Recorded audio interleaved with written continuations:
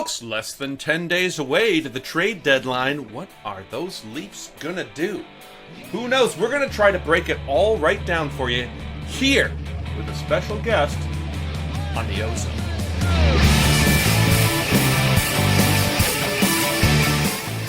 You're in the offensive zone, your place for Leafs hockey. Hey folks, welcome to the OZone. That's Coach, that's Katie, and look, we got an old friend with us here tonight. We got our old buddy James Roberts from the Offside Hockey Talk, where hockey goes to talk. James, how you doing? Oh, living the dream, having a great Saturday night. How about you, fellas? Yeah, doing great, doing great. Cheers. We're here, folks, because there's less than 10 days to the trade deadline, and we have some Leaf discussions to go on. James, I'm going to start with you. What do you think the Leafs' biggest need is? Defense. Yeah. Simple and plain. Yeah. Everybody's going after the goaltending. Hey, I don't know about you guys. You ever done something with your ribs? Pretty much makes it, not easy to breathe, let alone play an NHL hockey game. So, if Jack Hamill's been dealing with that for any period of time, it explains why his save percentage has dipped and why his movement in the net's been a little frigid. So We shall see. The numbing stuff only lasts so long between periods. So we shall see what he is when he comes back. But I think D is their big thing. Come on, guys. It's something we've been talking about all year long. They need another big, physical, minute-munching, net-front-clearing defenseman. We all see what happens right now. Again, just picture this as a playoff. Jace Muzzin is out, and the Leafs defense, it's like someone pulled a pin out, and they're not playing. Yeah, it's a great point. KD, what are your thoughts?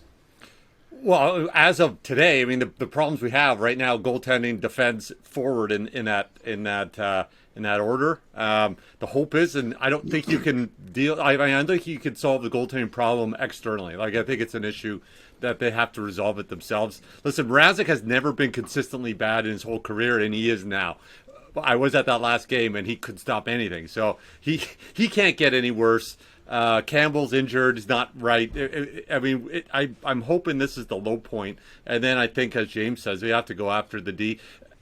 Yeah, great point. Coach, what are your thoughts? Look, we bring James on here because he knows what he's talking about, right? The team has three needs, okay?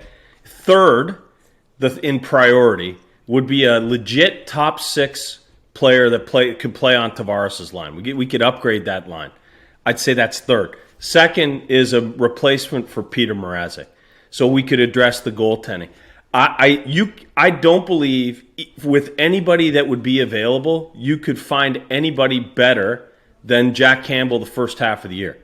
So you got to bet that he gets back to it, and he has had some success this year, unlike Mrazek.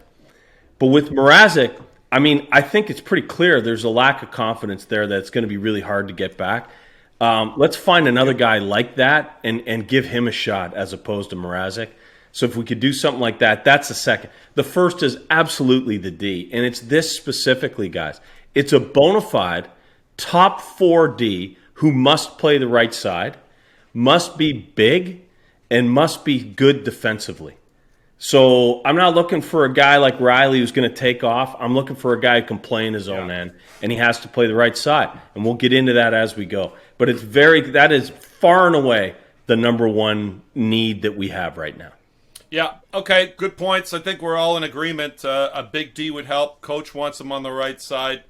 We'll probably get into that a little bit later. Listen, of the Leafs' current roster, anyone not named Matthews or Marner, who is untouchable? Just give me one name that you might think is untouchable that others have been throwing around out there. Coach, I'll start with you. Yeah, you're never going to believe what I'm going to say, but let me just say I have 6 guys that are untouchable in the entire organization. Only 6. Lots of guys could move for the right price. Tavares is one of them just because you can't move him. But, the usual suspects are there. Wouldn't move him anyways. But the guy I'm going to say, I'm going to have to explain. The guy that's untouchable right now because of the issues with Muzzin is Justin Hall. And so you might say, wow, that's a guy we actually should be moving. But let me explain. You've got Morgan Riley. he needs a guy on the right side to play. So if Muzzin comes back, that's TJ Brody, right? But if he doesn't, we replace we add a stud right D. Then Hall is your other right D to play with Brody. Like, that guy's insurance if Muzzin can't come back. If Muzzin does come back, then he's great. He's a good third pair guy. And whether that's Sandin or Muzzin playing on the left side, whatever it may be, you need a right D. They're weak on the right side. That guy's the best of a bad lot, right? You got Lyubushkin over there. You got Liljegren. Both of those guys, are a little tricky. Yep. So I think right now, until we know what's going on with Jake Muzzin, we got to keep Justin Hall around as insurance. Yep, great point. I mean, I think Lyubushkin's been a huge surprise, but I don't know if you really want to have him logging 20 minutes a game. James, what are your thoughts on this?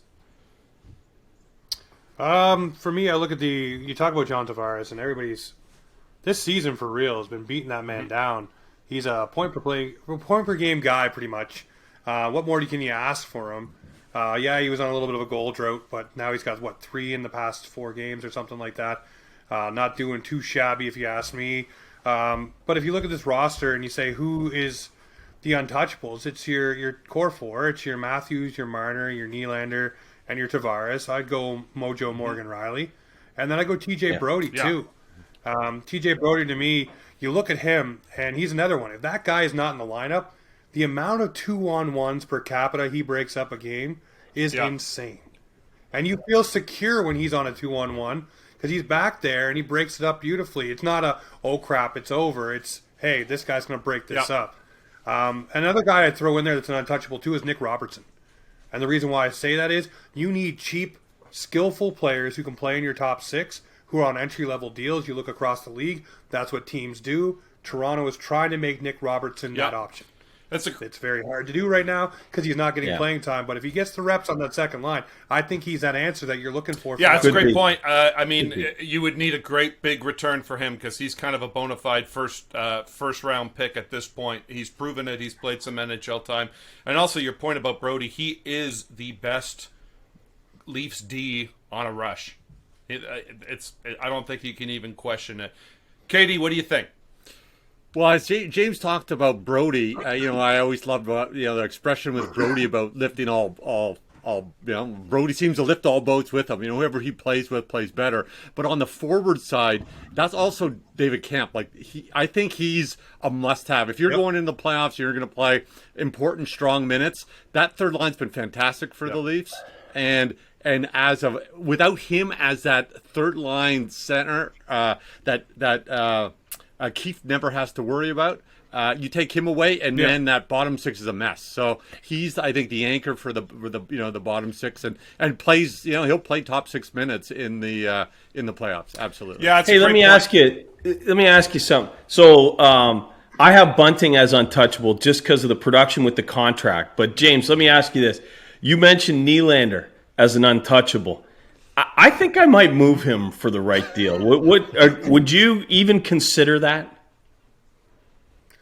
I'm of the adage when I've talked to several people that cover the Toronto Maple Leafs, and you ask them the question, what are you? The answer you get back is, what are you getting back that replaces A, the offense that you're losing, but B, adds to your lineup enough that you can lose a Nylander when he's producing and when he's doing what he usually can do, which we know he's a very skillful player.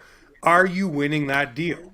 Are you getting a guy that comes into the lineup that can be, a bona fide top 4 defenseman, score you some points, shut down on the D, do all those things you want, that still produces at a level that Nylander would on the other side?